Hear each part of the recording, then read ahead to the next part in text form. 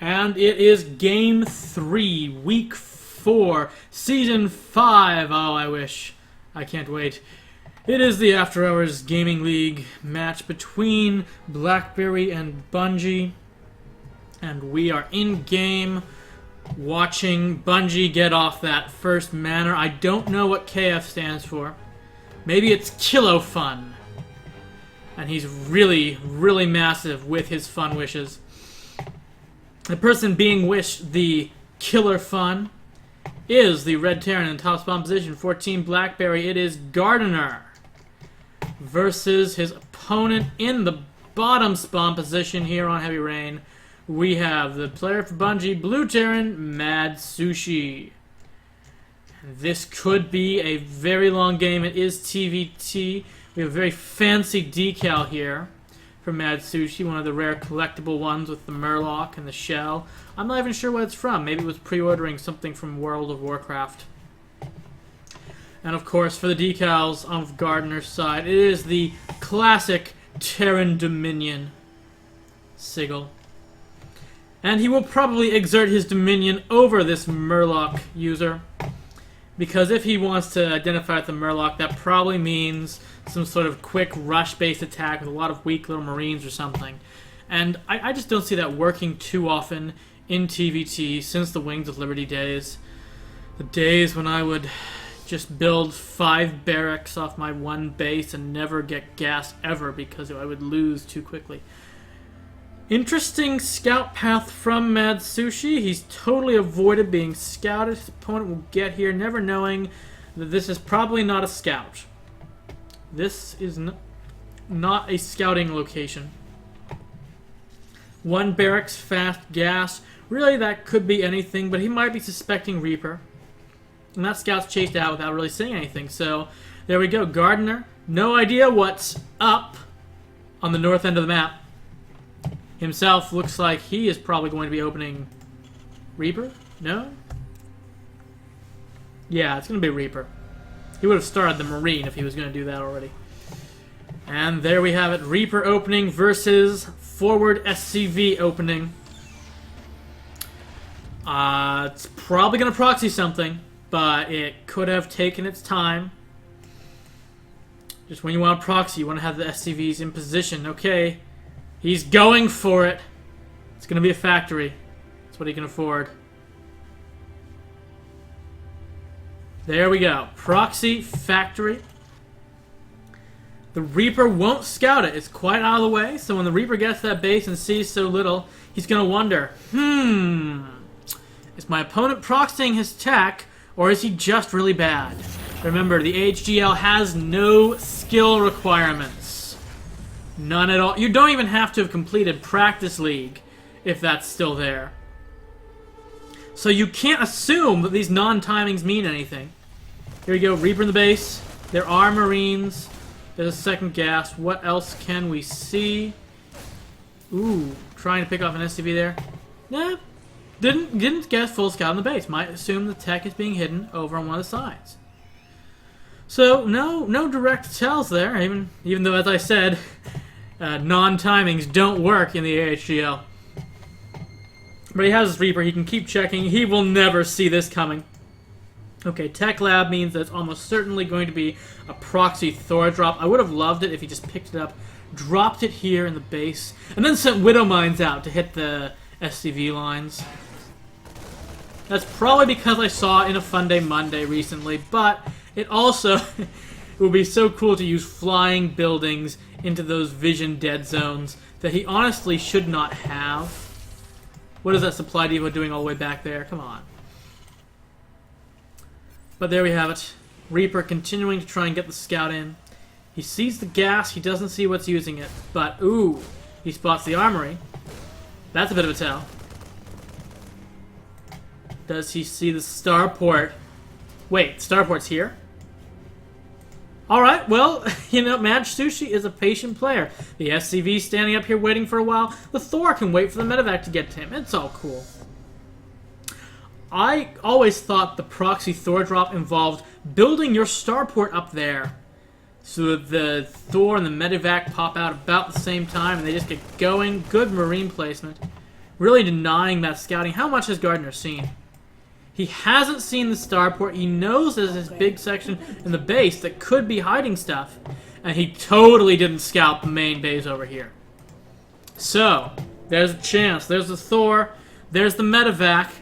They're going to be done at about the same time, and then they're going to wait. Wait for travel time. It's like when you finish dinner at the same time as your parents, and then you want to visit them, but they're on the other side of the United States, so there will be a 3-hour travel time, if you even had a flight booked. Alright, it's not that bad, but you get the idea. This is not what I am expecting to see. We are expecting to see LOLs, and again, just reactored out Marines the whole time. Oh, the Reaper gets the good scout. He's in the base. He can see that there is a starport with no factory. It must be somewhere. Or it's map hacks, but we don't use those in the AHGL. For fun means that everyone's very kind, very civilized. Even when I twist the rules to really get at them, but Facebook, we're such good sports. And they're gonna sync up. Okay, build the Thor there. Everybody walk over here. No. There's something about proxying that could be learned here, but oh, and then there's an SCV pull mass marine attack too. Interesting. This has a very good chance of getting some massive damage in. Thors do massive damage. Marines at the front will be very distracting, and he can just elevator up the second Thor. Still hiding in that area of no vision. It's going to be a multi-pronged attack right into the siege tanks. Does he have a scan? Is he going to scout at all? He's going to go straight at the mineral line. Okay. And there we go. It's a coordinated assault. Thor's on one side. Marines on the other. Ooh, and he nabs the Thor.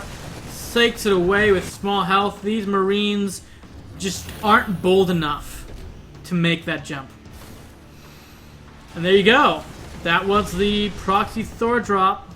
Marines starting to get a bit bolder, but then they remember the tanks. And it's back out. In the meantime, that's some serious bio upgrades from Gardner. Second base in base already. Okay, MadSushi planning to expand. He can still I was gonna say he can still come in this, get back in this, but look at the worker counts there. Oh dear. Switching the factory to a reactor. Could be some Widow Mine plans. Gardner still being very conservative here. There we go. There's the expansion. He's got his Marines and medevacs in production. There's a chance for some serious bio attack coming out soon. Siege tank defending. Ooh, MadSushi. Almost like he's got a sixth sense here. He's ready to repel any drop, any Reapers. Look at that. Beautiful interception, almost. And a Thor shooting at it, but really needs to repair that faster. Oh, it's going to survive. Great defense there by MadSushi. He really held that off. Medevac almost lost too. So yeah, really solid defense there. He's going to be able to expand safely now. Not sure what he's transitioning into. Still nothing being produced up here, so that's not giving us a clue. And a bit of a bank. Bit of a bank there. I mean, it's not like me having a bank is bad, in particular with TVT. I strongly recommend building up a bank so that 30 minutes you switch to mass battlecruiser and you win outright. But if he's preparing his battlecruiser bank, he's a little early. There's Gardner going out for his third. Very confident. Here come those Widow Mines. Looks like they're just going to walk over. Yeah, they're proxied. They can walk there fast enough. Marine Raven. It's a bold move. Ooh. Almost. Yes, they burrow in time. They get the SCV, delay the expansion. That was a lot more than I thought those Widow Mines would do. A very bold move. Paid off a little. At third, delayed. He knows what his opponent's up against. He knows not to rally these Widow Mines quite so far forward. And he's going to get his natural soon, so that's fine. Marine Raven actually seems to me like a pretty good combo. The Marines deal single target damage. The Ravens deal area of effect damage. And of course, they can just see where the siege tanks are with their sight, and you stay away from them. If only they had Neural Parasite on the siege tanks, that would make it perfect. But no. No, a bit vulnerable to siege tanks, that comp. I always wondered, if you place an auto... Can you place an auto defense turret? Like right in that dead zone. The hitbox seems a bit large, but maybe. It'd be so cool if you use auto turrets to cause siege tanks to blow each other up. Just like in that StarCraft Master Challenge. Alright, the mines are walking back home. For defense. He's a bit late on getting this expansion mining, and the resource difference is becoming quickly insurmountable. We have almost double the workers, no, literally double the workers from Gardner versus MadSushi.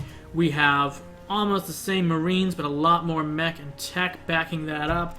Significantly improved upgrades and durable materials from MadSushi. Yeah, I don't understand that one. I just don't get it. Durable materials, to me, is something that you get when you're planning to use point defense drones to hard counter Zerg. Well, they scouted it. What? Ooh, bad scan. Boom. There we go. Seeker missiles. Those are some good Seeker missiles. That can do massive damage. Boom! And there goes the resources lost. But what does he have against tanks? Ooh. Scanning the high ground, the tanks can shoot. And that's it. A very good job getting the most out of those Ravens. A lot of damage done to the Bio Army, but Gardner has tanks. Gardner has twice the workers. Gardner has everything, including the GG, and that brings it to 2-1 match point for BlackBerry.